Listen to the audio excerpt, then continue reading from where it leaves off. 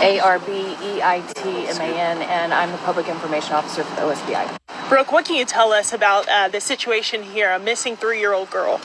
Sure. So there is a missing 3-year-old girl here in Cyril that we are involved in searching for her with a lot of our law enforcement partners. This started yesterday about 2 o'clock when the missing girl's sister was located by a postal carrier who knew that she wasn't where she was supposed to be and notified the police. And at that time, we realized that there was another child missing. We got involved at the request of Cyril PD last night and have been out here in town searching for her since that time. Now, I understand that the parents, they are in contact with OSBI. Can you talk anything more about that situation? Were they home at the time, or what's going on with the parents, the family? Well, what I'll tell you guys at this point in time is obviously this is a very active and ongoing investigation, and right now our top priority is locating her and sorting out who's responsible will come next. But we need to find this little girl. At this time, do you believe that she is in danger? There's not anything to indicate that other than she's a little child and she's missing, and she's on her own in the elements, and so is that in danger? Yeah, but is she the victim of physical harm? That's yet to be determined. And many people have been saying that she's autistic and nonverbal. Can you confirm that? I cannot confirm that she's autistic, but I can say she has limited verbal skills. There were pictures of her circling on social media, bruises on her eyes.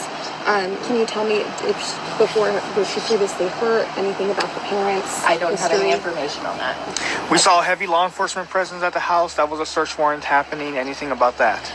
Yeah, so that's just standard procedure. The child is missing, and so we're executing a search warrant at the scene right now at the home to try to find any clues as to her whereabouts. It's just pretty common. And the crime scene tape doesn't indicate a crime occurred there. It's merely a way for us to keep everybody out that needs to be out so that we can execute our search warrant. And you all have asked people to call the tip line if they have any information. How has that gone?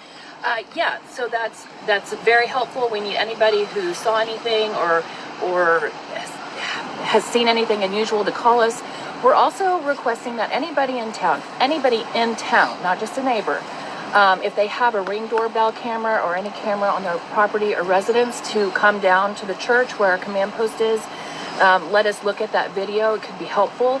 Also, we would like for residents in town to search their properties, and if they have a property next door that might be abandoned or something like that, to go ahead and search that property. We will gladly accept volunteers to help us search with all of our law enforcement partners, but we don't want them to do it on their own.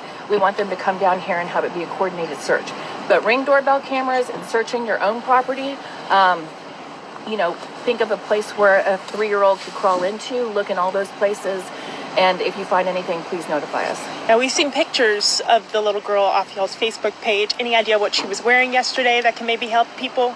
This time, we're still working through that, yeah. Okay. I do want to give a lot of thanks to our partners. We're not in this alone.